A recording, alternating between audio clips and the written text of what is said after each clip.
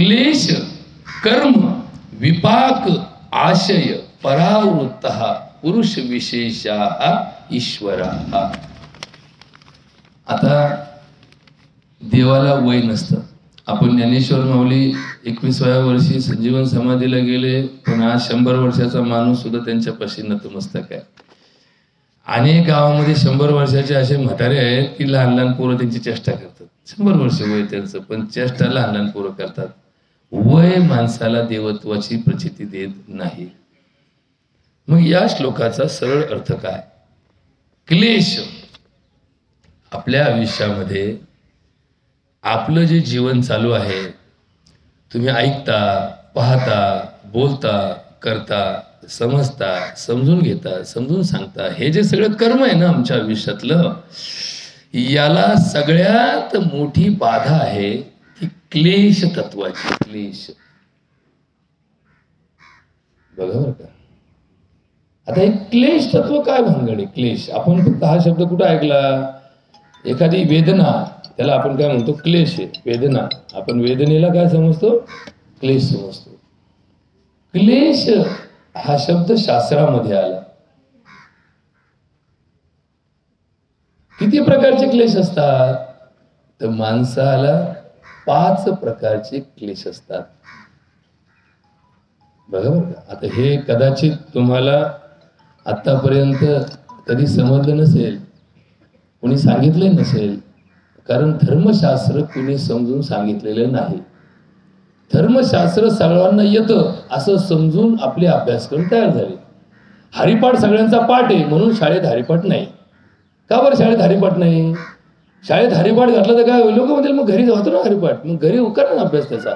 म्हणजे घरी नाही, शाळेतही नाही, म्हणून लोकांचा हरिपाठच विसरले लोक. हे अभ्यासक्रम जेव्हा तयार केले गेले तेव्हा असं गृहीत धरलं गेलं की संध्याकाळ आणि सकाळ घरामध्ये धार्मिक कार्य चालतं. 10-15 मिनिटं मुलांना धर्म समजून सांगण्यासाठी शाळेच्या ऐवजी घरामध्येच वेळ दिला जातो. शुभं करोती म्हटलं जातं, सकाळी सकाळी प्रार्थना म्हटली जाते, दुपारी दुपारी घरामध्ये आरती होते, संध्याकाळी घरामध्ये सायं प्रार्थना होते. हे गृहीत धरून हे शाळेच्या अभ्यासक्रमातून वजा केलं. आणि आम्ही घरी करीत नाही, शाळेतही करीत नाही. मग लोक म्हणले धर्म केला, धर्म कोणता क्लेश, कोणता देव, कोणता? आमच्या अभ्यासक्रमात नाही. जे अभ्यासक्रमात नाही ते आमच्या डोक्यात नाही. मग आमच्या डोक्यातून धर्मच बुडाला. आम्ही दुसरं शिकत बसलो. आम्ही शिकत बसलो फ्रेंचची राज्यक्रांती, आम्ही शिकत बसलो अमेरिकेचे राष्ट्राध्यक्ष कोण.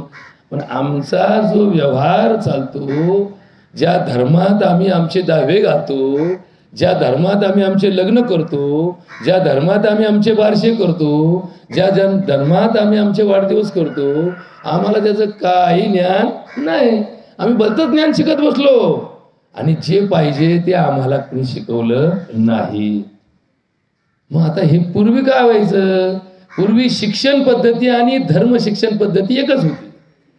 पूर्वी शिक्षण पद्धती आणि धर्म शिक्षण पद्धती एकच होती. शिक्षण ज्याला घ्यायचं असेल तो कुठल्या तरी गुरुकडे जायचा. मग जेवढ्या विद्या आणि जेवढ्या कला आहेत त्या शिकवणारे गुरु हे धार्मिक असायचे. म्हणजे तुम्ही कोणत्याही गुरुकडे काही शिकायला गेलात, म्हणजे समजा वाईटात वाईट सर सांगतो, एखादी तमाशात काम करायला शिकायला एक जण तमाशगिराकडे गेला किंवा मला तमाशात काम करायचंय आणि मला तमाशात काम करण्यासाठी तुम्ही शिकवता का? मग तो पीटी मास्तर असायचा. तमाशाची पीटी मास्तर वेगळे, आमच्या भाषणातले पीटी मास्तर वेगळे, त्यांच्या काड्या वेगळ्या, त्यांचे सूर वेगळे, ताल वेगळे, त्यांचे पट्टे वेगळे असतात. नाही तर हे सगळं दिसतं सारखंच. पीटी तीच असती तमाशाला आणि तीच पीटी असती भाषणाला, पण दोघांच्या पट्टे वेगळे असतात, दोघांचे सूर वेगळे असतात, दोघांचे ताल वेगळे असतात, दोघांचे रचना वेगळ्या वेगळ्या मार्गाने मांडल्या जातात.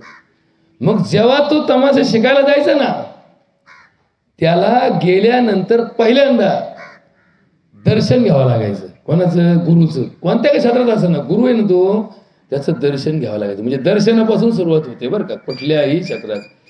आता शाळेमध्ये आपली शाळा भरते, इंग्लिश मिडियम भरू, मराठी मिडियम भरू, आपण कोणाचं दर्शन घेऊन शाळा सुरू करतो? आमच्याकडे दर्शन घ्यायला का नाही? सिलेबसमध्ये नाही भाऊ, नाही भाऊ, तुम्ही फक्त प्रार्थना म्हणा, हात जोडा, देवाला हात जोडा, इथं काही कोणा दर्शन घेऊ नका. जोपर्यंत तुम्ही दर्शन घेत नाही तोपर्यंत तुमच्यातलं समर्पण होत नाही, आणि तुम्ही जोपर्यंत समर्पित नाही तोपर्यंत तुम्ही शिकू शकत नाही. चला जाऊ द्या, पुढचं काय सांगायची गरज नाही. समर्पित भावना असलेला विद्यार्थी शिक्षण घेऊ शकतो, ज्याच्याकडे समर्पण नाही त्याला शिक्षण नाही. मग आम्ही आज जे अभ्यासक्रम करतो हे समर्पित भावनेतून करतो का? नाही. आम्ही हे अहंकार भावनेतून पुढे जातोय की माझा मुलगा हुशार आहे, माझा मुलगा वर्गात पहिला आहे, याचा आम्हाला काय असतो? गर्व असतो, अभिमान असतो. आणि शाळेमधला मुलगा सुद्धा शाळेचा अभ्यासक्रम म्हणजे सर्वस्व असं समजून रात्रंदिवस झोकून अभ्यास करतो. आणि मग परिणाम कधी होतो? ज्या वेळेस तो मुलगा BA होतो, BCom होतो, BSc होतो, डॉक्टर होतो, वकील होतो, इंजिनियर होतो, किंवा अजून कोणत्या मोठमोठ्या डिग्र्या घेऊन बाहेर पडतो. त्या डिग्र्या कधी त्याला नोकरी देतात, कधी देत नाही. पण त्या डिग्रीचा त्याच्या संसारात 1% वापर होत नाही, काहीच नाही. म्हणजे BA झालेला मुलगा संसार नीट करतो का? नाही. उलटा अडाणी माणूस संसार चांगला करतो, कारण तो घाबरतो. BA झालेला स्वतःला शहाणा समजतो, जितके शिकले तितके हुकले, त्याला संसारच कळत नाही कसा करायचा ते. मग जे एखादा इंजिनियर असतो त्याला लाख रुपये महिना पगार असतो, त्याची बायको आपण इंजिनियर करून आणतो, तिला लाख रुपये महिना पगार असतो. यांना पगार भरपूर असतो, यांचं इंजिनिअरिंगचं नॉलेज चांगलं असतं, पण याला संसाराचं नॉलेज शून्य असतं. मग हे कोणाचं ऐकतही नाही. त्याला लाख रुपये पगार असतो, तिची आई अडाणी असते, ती बिचारी आपली खुरपत असते, तिने खुरपून बोरगं मोठं केलेलं असतं. आणि तिचं सुनानी ऐकायचं म्हणलं, सून म्हणते मला लाख रुपये पगार आहे, तुम्हाला सांगते काय आता कसं सांगायचं ते.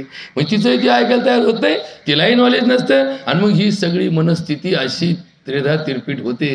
यांचे संसार असेच उडत पुढं चाललेले असते, याच्यात मजा नसते.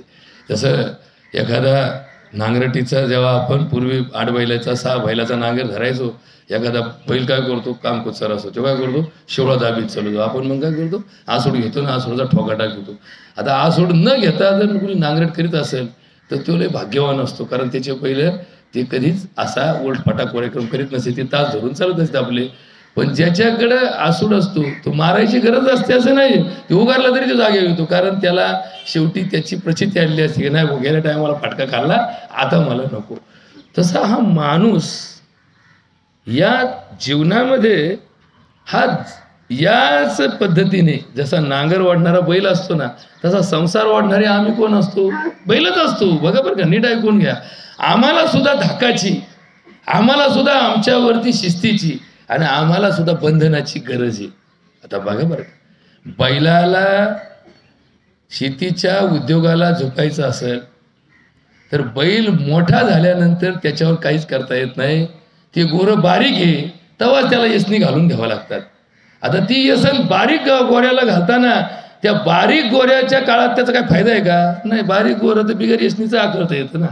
पण आपल्याला माहीत असतं की भविष्यात त्याचा बैल होणार आहे आणि हा बैल शेतीत कामाला न्यायचा आहे. मग याला जर आखळायचं असेल तर याला यसनी शिवाय आखळता येणार नाही. मोरकेवरती कोणी शेती करून दाखवली बैलाची? नाही करतायत.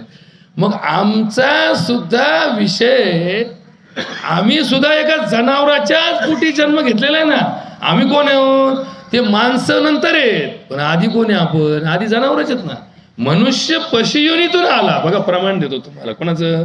तुकडोजी महाराजांचं ग्रामगीतेतलं प्रमाण आहे. मनुष्य पशुयोनीतून आला, नराचा नारायण करणे त्याला, संस्कारीला क्रमाक्रमाने. हा आकळल्याशिवाय जनावर सुद्धा उपयोगाचं नाही. लय ताकद आहे, लय राक्षसी ताकद आहे, पण त्याला बंधन नसेल, आकळता येत नसेल तर त्याच्यापासून तुम्हाला काहीच फायदा नाही. तसंच माणसाच्या आयुष्यामध्ये माणसाच्या वयानुरूप त्याला संस्कारानेच आकळता येतं, संस्कारानेच आकळता येतं. ज्या वयात जे संस्कार सांगितले ते संस्कार घडले तर माणूस कधीही विपरीत बुद्धीने काम करीत नाही. माणूस कधी कुटाने करीत नाही, उलटी कामं करीत नाही. धर्मबाह्य कृत्य करताना त्याची बुद्धी कधीही तयार होत नाही. कोणासाठी? संस्काराच्या मार्गाने प्रपंचात जो पोटचाल करतो त्याचे. मग आता हा संस्कार, हा संसार आणि हा देव यांचा एकमेकाशी काय संबंध आहे याच्यावर थोडासा अभ्यास करण्याची गरज आहे. या जगामध्ये दोन प्रकारची लोक राहतात.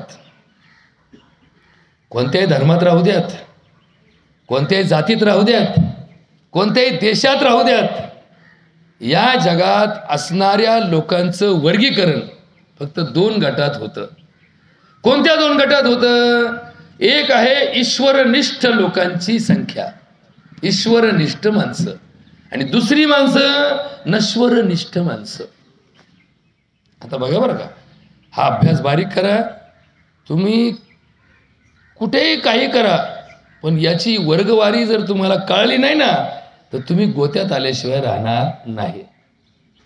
ईश्वरनिष्ठ, आमचे माऊली काय म्हणतात? ईश्वरनिष्ठांची मांडी आळी, अनावरत मंडळी भेटू तया पोता.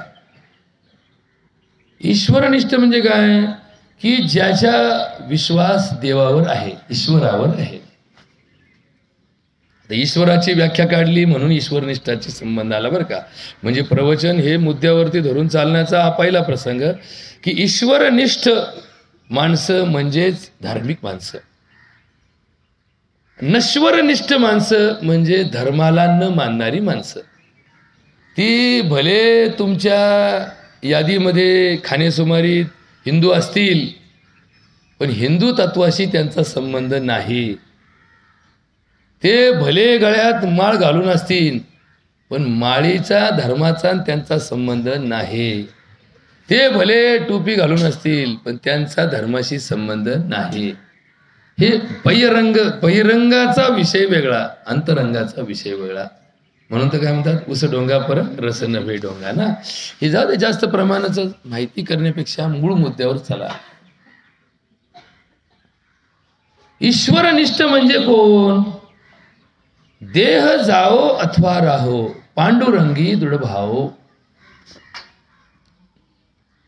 कुठलंही कार्य ईश्वराकरता जेव्हा आपण करतो, आता बघा बरं का, फार बारीक आहे का हे वाक्य. आता कुठलंही कार्य आपण जेव्हा ईश्वराकरता करतो, तेव्हा त्या कार्यामधला आनंद ईश्वरी कार्याचं कार्यभाग आपण पूर्ण केल्यात मिळतो. आता हे लय अवघड वाक्य झालं ना सर, एवढं सोपं वाक्य का? देवाच्या नावाने कार्य केलं तर ते कार्य करण्याचं भाग्य मला मिळालं, ते कार्य करण्याचं भाग्य मला मिळालं, याच्यातच आपण स्वतःला धन्य समजतो. बरोबर का? आता याच्यात एक गणित सांगतो कसं तुम्हाला, की देवाच्या मार्गाने सुद्धा आपण जेव्हा एक फुगडी खेळतो बघा, फुगडी. आपण गेलो पंढरीच्या वारीला, रिंगाण चालू आहे ना, आपली फुगडीचा मजा. एक फुगडी खेळतो, ती फुगडी एक लहान मुलगा म्हाताऱ्याशी खेळू शकतो, एक बाई गड्या संघ खेळू शकते, एक बाई संघ खेळते, एक गडी गड्या संघ खेळतो. आता ती फुगडी ज्यावेळेस असते ना, त्यावेळेस फुगडी कोण खेळतो? एकटा माणूस फुगडी खेळू शकतो का? नाही, त्याला दोन माणसं लागतात. बघा बरं का, आता बारीक अभ्यास करा बरं का. मग दोन माणसं कोण आहेत? काहीच माहित नाही. दोन माणसं तिथं होते, दोन माणसं असं करता करता करता फुगडीसाठी तयार झाले. हेतू काय? देवाची फुगडी. फुगडी कोणाची? देवाची. हेतू काहीच नाही बरं का. आता कोणाच्या डोक्यात नसतो हेतू. जो तल्लीन झाला, ताल तो याच्यात एकदम रममान झाला. आता रममान, आता हे शब्द पुस्तकात आहे बरं का. व्यवहारात आपण फक्त काय असे भामट्यावानी कुठे ना कुठेतरी डाव टाकीत असतो. परमार्थात सुद्धा आम्ही टावपेच शिकलो. बरोबर का? आमची फार बुद्धी, हरिबुद्धी असते असं नाही. आमच्या बुद्धीत आमच्या डोक्यातले खटके वेगळे आणि बुद्धीतले आमचे विषय वेगळे आणि आमच्या मुखातून निघणारे विषय वेगळे. आम्ही आमच्या डोक्यात आमचे मूळ विषय धरून पक्के आहेत. मूळ विषयाला आम्ही पक्के आहेत. आम्ही फक्त म्हणतो विषय तो त्यांचा झाला नारायण, पण आमचे विषय सोडित नाही. नारायण संग आहे, पण विषय मात्र सोडला नाही. आणि इथंच आमचा घोटाळा आहे बरं का. आता इथंच सगळ्यात मोठा घोटाळा परमार्थाचा कुठं आला? ध्यायते विषयान पुंसा संगतेषु उपजायते, संगात संजायते कामान, कामात क्रोध अभिजायते. क्रोधात भवती सम्मोहा, सम्मोहात स्मृतिविभ्रमा, स्मृतिभ्रंशात बुद्धिनाशो, बुद्धिनाशात प्रणश्यन्ति. आता नीट ऐका बरं का. आमचे विषय डोक्यात असतात. एखाद्या माणसाला श्रीमंत व्हायचं असतं, एखाद्या माणसाला सरपंच व्हायचं असतं. मग तो दिंडीत काय येतो? सारं गाव दिंडीत गेलं, उद्या हेच मतदान करणारे येणार आहेत ना, मग आपण दिंडीत जा का? एखादा जर उभा राहणारा उमेदवार भविष्यात सरपंच पदाला उभा राहायचा आहे आणि दिंडीत आलाय तर लोक ताजं ताजं म्हणजे यंदाच दिंडी आहे, यंदाच मतदान आहे ना, मग त्या दिंडीला गर्दी असते बरं का. एखाद्याच्या दाव्याला निवडणुकीच्या आदल्या दिवशी दावा असेल ना, आया गर्दी असते, आणि निवडणूक झाल्यानंतर दुसऱ्या दिवशी दावा असेल ना, निम्मी गर्दी कमी होती. म्हणजे काय जायचं, आता झालं मतदान झालं, आता गेलं नाही, काय फरक पडणार आहे का? म्हणजे ज्याच्या त्याचे हेतू वेगळे बरं का. हेतू आणि हेतू विन आम्ही समस्तही विचारिले, तव ऐसेच हे मना आले, येन सांडीजे तुवा आपुले विहित कर्म, परी कर्मफली आसन धरावी, कुकर्मी संगतीन व्हावी, ते सत्क्रियाची आचरावी, पण हेतू विन. बघा बरं का, ओवीमध्ये काय माऊली म्हणतात, सत्क्रियाची आचरावी, चांगले वागा, पण हेतू विना, हेतू धरून चांगले वागले ना. एखाद्याच्या लग्नात वाढायला गेला, हेतू काय? लग्नात वाढल्याने पुण्य मिळतं. अन्नदान जितकं पुण्याचं आहे ना, तर लग्नात मेहनत केली एखाद्याच्या, ती कोणाचं ओळखीचं असू नसू, आपण जर तिथं वाढायला थांबलो, एखाद्या सप्त्यामध्ये आपण अंगण झाडून घेतलं, एखाद्या सप्त्यामध्ये आपण भजनाला बसलो, तर हेतू विन काय करायचं? हेतू विन. आणि आम्ही तर सगळे हेतू ठेवून येत का नाही? हेतू ठेवून आम्ही सगळे कामं जे करतो ते हेतू ठेवून करतो. एक डॉक्टर पेशंट तपासतो, काय करतो? हेतू ठेवून करतो. काय हेतू त्याचा? की माझ्या उदरनिर्वाहाचं साधन म्हणून माझी डॉक्टरकी चालू आहे.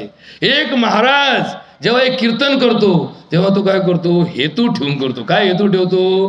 की याचे 2 रुपये मला माझ्या आयुष्यात माझ्या उदरनिर्वाहासाठी गरजेचे आहेत, म्हणून तो काही का असाना याच्यामध्ये पुढे पुढे जातो.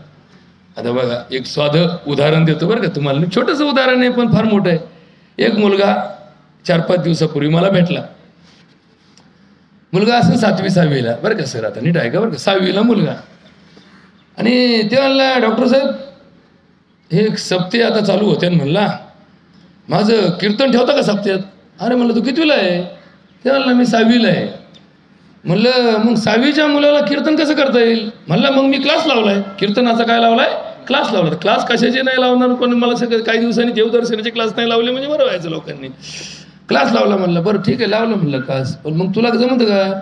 तेव्हा म्हणला आमचा क्लास कीर्तन शिकायसाठी त्यांनी आमच्याकडून उक्ती 1 लाख रुपये सांगितलेत की तुला कीर्तन शिकवितो, 1 लाख रुपये तुला द्यावं लागतील.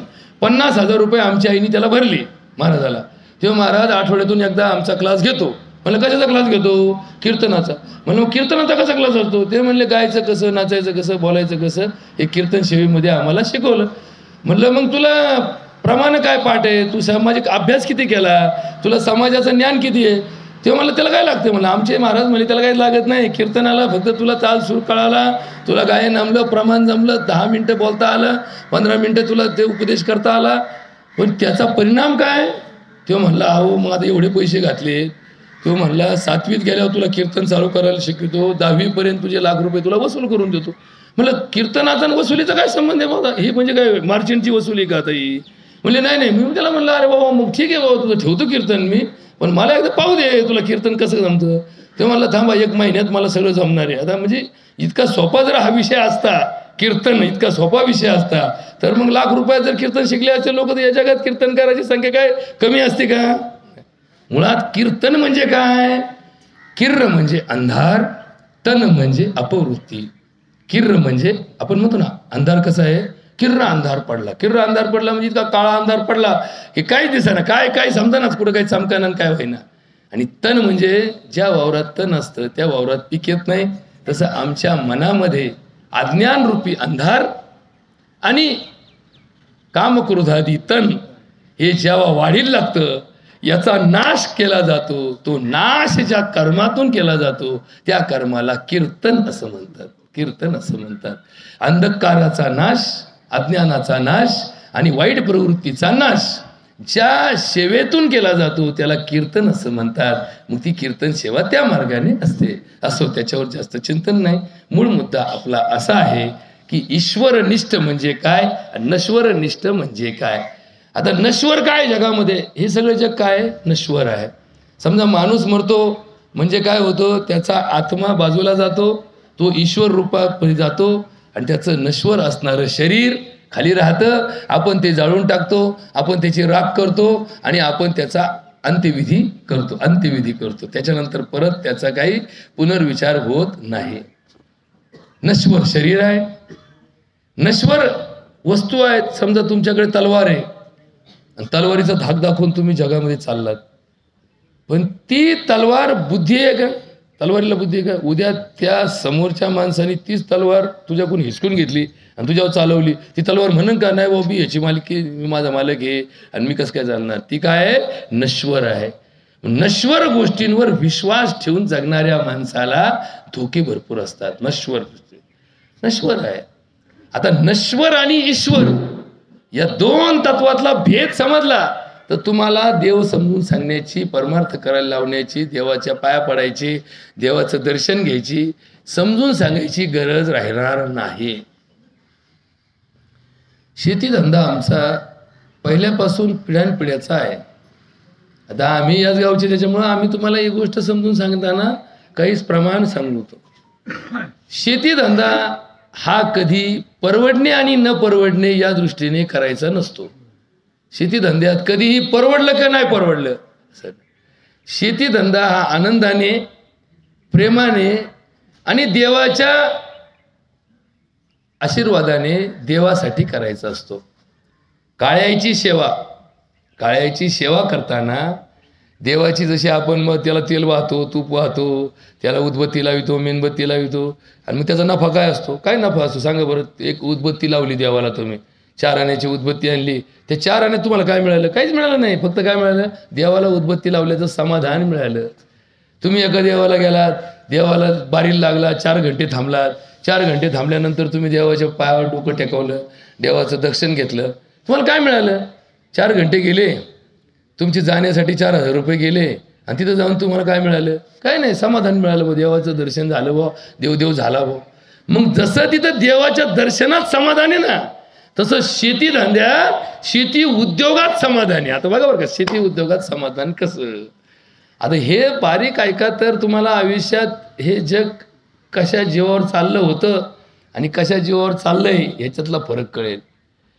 पूर्वीच्या काळी आमचे बाप दादे, आजोबा, पंजोबा, खापर पंजोबा जे जुने लोक होते ते ज्या कामात होते, कोणी सुतार असेल, कोणी लवार असेल, कोणी कुंभार असेल, कोणी बामण असेल, कोणी साळी, कोळी, माळी, कोणी शेतकरी असेल, कोणी शेतमजूर असेल, कोणी सालकरी गडी असेल, कोणी राजा असेल, कोणी प्रजा असेल, जे कोणी होते, हे वाक्य नीट आहे का बरं का, जे कोणी होते ते प्रत्येक काम देवासाठी करायचे. लग्न कुणासाठी करायचे? बायको मिळावी म्हणून? देवासाठी लग्न करायचे. देवासाठी, देवाच्या साक्षीने, देव, ब्राह्मण आणि अग्नीच्या साक्षीने घरात देवी आणायची म्हणून लग्न करायचे. बाई आणायची म्हणून नाही करायची बरं का. बाई आपण म्हणतो ना, बाई आणि देवीत फरक आहे. म्हणून तिला काय म्हणतात? नवर देवी म्हणतात आणि त्याला नवर देव म्हणतात. देव आता देव जिथं जोडला तिथं धर्म टिकला. आपण काय म्हणतो? नवरदेव आला. मग नवरा आला असं का नाही म्हणत? नवरदेव का म्हणतो त्याला? कारण त्या दिवशी तो कोण असतो? देव असतो. मग त्यांनी बुटं घातले तरी देवळात गेला परवानगी असते बरं का त्या दिवशी. इतर दिवशी लोक म्हणतात नाही बुट काढ. त्या दिवशी नवरदेवाला एकदा शेवण चढवली ना, बुटा सगळं देवाकडे जात होते. कारण ते त्या दिवशी कोण असतो? देव असतो. त्याला सगळं माप असतं. मग आता तो देव का केला? त्याला देव का केला बरं? तो गंजडे असू द्या, तो गुटखा खाऊन बसू द्या, तो त्याच्या संग 4 पोरांमध्ये बसून पार्टी का करून येऊ देऊ द्या, पण त्या दिवशी कोण झाला? नवर देव झाला. हा देव कसा झाला? कारण ही विवाह संस्था, लग्न हे एका मुलीचं मुलाशी नसतं. एक मुलगी मुलगा यांचं लग्न असं नसतं. हा आपला फार मोठा गैरसमज आहे बरं का. इथंच आमचं सगळं धर्म अडचणीत आला. या 2 परिवाराचं हे मिलन आहे. 2 परिवाराचं मिलन आहे. आणि निमित्त काय? या मुलाचं या मुलीशी लग्न आहे. पण हे मिलन कोणाचं आहे? म्हणून तर आपण काय म्हणतो 5 मानाच्या साड्या आणा. का बरं? त्या 5 जणींनी काय केलंय? त्या 5 जणींनी याला शाळेला पैसे दिले का त्यांनी नोकरी लावली? पण या 5 मानाच्या साड्या 5 वर ओवाळणे आणा. 5 वर ओवाळायला 5 वर ओवाळण्याच्या बाया. मग हे 5 बाया काय त्याच्या आया असतात का? नाही. पण या 5 बाया जे येतात वर ओवाळायला त्या मुलीकडच्या हक्काच्या, सुखदुःखाच्या बाबतीमध्ये हक्काच्या. आता पहिले लग्नाच्या आधी महिना नंदा येऊन बसायच्या, जावा येऊन बसायच्या, भावजाया येऊन बसायच्या, हे सगळं मावश्या येऊन बसायच्या, माम्या येऊन बसायच्या. महिना हे सगळं कांडाण कुटाण चालायचं.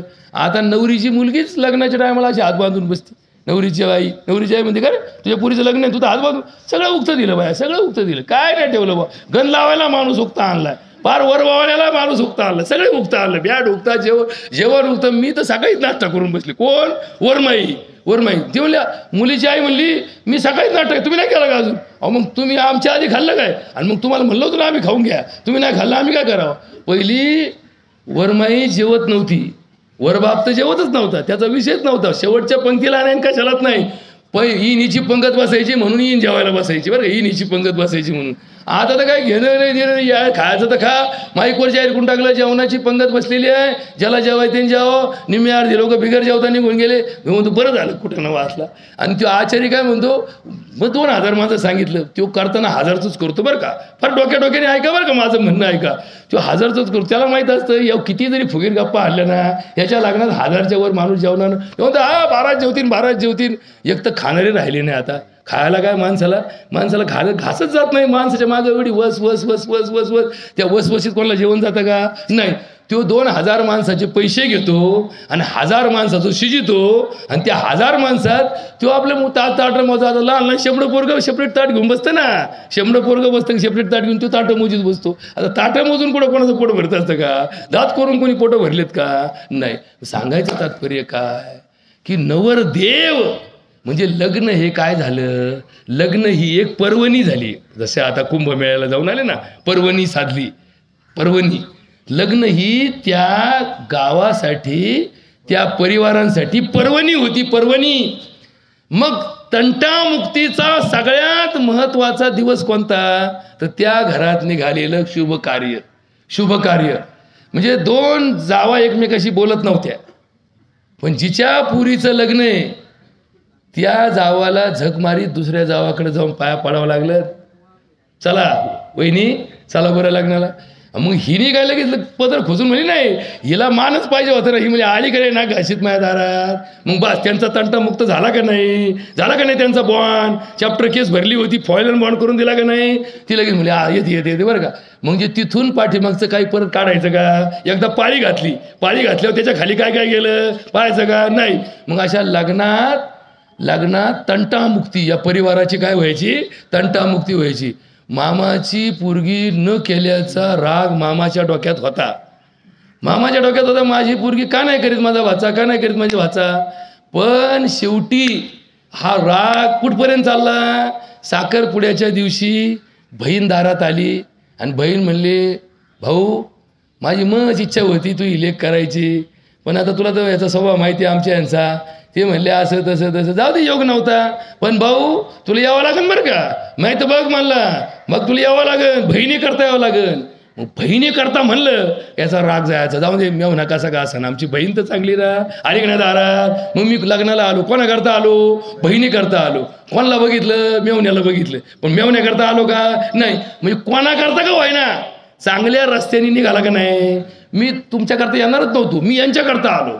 मला त्या डॉक्टरचं ऐकायचंच नव्हतं, पण मी तुमच्या दाव्याला आला का नाही तू? बस कोणा करता की आहे ना, कोणा करता तरी चांगल्या रस्त्याने निघाला ना तू. मग सत्कर्याची आचरावी हेतू. चांगलं. शेवटी माणूस त्याच्या आयुष्यात चुका करत असतो. कोणाकडून काही ना काही मार्गाने चुका घडत असतात. चुका करणं माणसाचा स्वभाव आहे. म्हणून तर मनुष्य जातीला बघा बरं का, फार बारीक आहे का बरं का. अरबी भाषेमध्ये सध्या रमजानचा महिना चालू आहे, उपास चालू आहेत ना. अरबी भाषेमध्ये इन्सान असं म्हणतात. काय म्हणतात? इन्सान असं म्हणतात. आता इन्सान शब्द, आता जे व्याकरण शिकणारे, व्याकरण शिकवणारे शिक्षक लोक असतात ना, त्यांना याचे अर्थ शब्दार्थ सांगतायचे असतात. इन्सान हा शब्द इंस या मूळ धातूपासून तयार झाला. इंस हा मूळ धातू आहे, अरबी भाषेतला मूळ धातू इंस आहे. इंस या धातूचा अर्थ आहे चुका करणे, चुका करणे, चुका करणे. इन्सान म्हणजे चुका करणारा प्राणी. या जगात वाघ कधी शाकाहार करीत नाही, वाघ कधी शाकाहार करीत नाही. तुम्ही वाघाला डांबून ठेवा, तुम्हाला प्रयोग करायचा असेल ना, वाघ बांधून ठेवा, त्याला मांसाहार देऊ नका आणि त्याला रोज गवत टाकीत चला, रोज गवत टाकीत चला, रोज गवत टाकीत चला, तो मरल पण गवत खाणार नाही. गावरान गाय कधीच मांसाहार करीत नाही. आता वाघ तर तुम्ही डांबू शकत नाही, पण गाय तर तुमच्या घरात आहे ना, मग तुम्ही गाय करा, बांधा, तिला 4 दिवस उपाशी ठेवा आणि 4थ्या दिवशी तुम्ही खाल्लेली बिर्याणी तिच्याकडून टाका आणि ती खाते का बघा. आता एवढा तर प्रयोग करा, करत का नाही, सोपा आहे का नाही प्रयोग. ती गाय मरल पण मांसाहार करणार नाही. मग ती का चूक करीत नाही? कारण ती ज्या योनी जन्माला आली त्या योनीचं तिच्या आयुष्यात कधीही तिच्याकडून बदल होणार नाही. मग आता तुम्हाला एकच गोष्ट सांगतो पाटील, मनुष्य कोणत्या योनी जन्माला आला? शाकाहारी योनी जन्माला आला का मांसाहारी योनी जन्माला आला? याचं उत्तर तुम्ही जीवशास्त्रामध्ये शिकत असाल की मनुष्य हा 2 पायाचा प्राणी आहे आणि तो प्राणी चतुष्पाद प्राण्याच्या योनीत जन्माला आला. चतुष्पाद प्राण्याच्या योनीत जन्माला. मनुष्य योनी ही मरकट योनीला जवळची योनी आहे. मनुष्याला दिलेली जी रचना आहे, शरीर रचना आहे, म्हणजे आपल्यामध्ये जनावरांमध्ये फरक काय माहिती आहे का? जनावरं चरायला जातात, आपल्याला चरता येत नाही. का बरं चरता येत नाही? कारण जनावरांमध्ये आपल्यापेक्षा एक मोठी ताकद आहे. पोटात घातलेलं पुन्हा तोंडात आणता येतं आणि चरवण करता येतं. आपल्याकडे तसं नाही. आपल्याला तोंडात चावता चावताच तुम्हाला खावं लागतं. एक घात चावून खाल्ला नाही आणि पोटात घातला आणि पोटातून पुन्हा तोंडात आणायची ताकद आमच्यात नाही. जनावरं आमच्यापेक्षा किती श्रेष्ठ आहेत. जनावरं दिवसभर चरायला गेले आणि त्यांनी गोडावून भरल्यासारखं खपा खपा खपा खपा खपा खाऊन घेतलं, पण त्यांना भगवंताने एक ताकद दिलेली आहे. पोटात गेलेलं पुन्हा तोंडात आणायचं आणि चरवण करून करून करून पुन्हा पोटात घालायचं. ही भेद आहे आमच्यात त्यांच्यात. आणि म्हणून मनुष्य हा जरी चतुष्पाद प्राणी नसला तरी हा शाकाहारी योनीमध्ये जन्माला आलेला प्राणी आहे. म्हणून तर वाघ योनी, व्याघ्र योनी आणि आमच्या योनीमध्ये फरक आहे. आमची सगळ्यात जवळची जी योनी आहे ती गाय, म्हैस किंवा गोवंश हा आम्हाला माणसाला सगळ्यात जवळचा वंश आहे आणि ते शाकाहारी आहोत. म्हणून मनुष्य शाकाहारी आहे. मनुष्याला शाकाहारासाठी पचवण्यासाठी यंत्रणा दिलेली आहे. जे आमच्या शरीरामध्ये पाचक रस स्रवतात ते शाकाहार पचवू शकतात, मांसाहार पचवू शकत नाही. म्हणून तर मांसाहार ज्या ठिकाणी असतो त्या ठिकाणी पाचक द्रव्य वाटलं जातं. बघा बरं काय, बघा बरं का, ह्याचे थोडंसं अभ्यास करा. ज्या गावात जत्रा असते त्या जत्रेच्या दिवशी त्या गावामध्ये जेव्हा हे खाटकूट केलं जातं तेव्हा त्या खाटकूटला जोडून साहित्य आणलं जातं. साहित्य आणलं जातं. का आणलं जातं? पचवायला पाहिजे ना, पचवायला कसं पाहिजे, मग ती पचनासाठी ती व्यवस्था केली जाते. म्हणून हाताने कुठाने वाढवू नका. शाकाहारी योनीत मनुष्य जन्माला आला, शाकाहारासाठी त्याचा वापर करा, तुम्ही निरोगी राहाल. आता याच्यावरती सोपं उदाहरण देतो की मध्यंतरी घासलेट स्वस्त मिळायचं ना, तर आम्ही पेट्रोलच्या गाड्या घासलेटवर चालवायचो. का चालवायचो? पेट्रोल 40 रुपये लिटर होतं आणि घासलेट 4 रुपये लिटर होतं. त्याच्यात ते खूप नाव मिळायचं. लोक काय करायचे, अशी ढोसपुरता पेट्रोल वापरायचे आणि घासलेटवर गाड्या चालवायचे. लोकांना वाटायचं यायला तू 4 लिटर पेट्रोल टाकलं, तू संपलं, मी तर पावशेर पेट्रोल भरले आणि घासलेटवर 4 महिने झाले चाललोय तरी माझं पेट्रोल संपत नाही आहे. लोकांना आनंद वाटायचा. कवर आनंद वाटायचा माहिती आहे का? एक दिवस ही गाडी ब्यांदात बंद पडायची, तिकडे ब्यांदात जायचा आणि बंद पडायचा. मग ती गाडी कशाने चालू आहे ना, पार पेट्रोल भरून चालू आहे ना, आणि मग ती गाडी उचलायची, टेम्पोत घालायची आणि फिटरकडे न्यायची. फिटर म्हणायचा हिचा रिंगा गेल्या, ब्लॉक गेला, पिस्टन गेला, आता हिला नवीन ब्लॉक पिस्टन टाकावं लागेल. म्हणजे आम्ही घासलेट घालून पेट्रोल वाचवलं 4,000चं आणि ब्लॉक पिस्टन घातला 8,000चे. अशी तर उरफट्या खोपडीचे आम्ही डोके बाजी बसेल.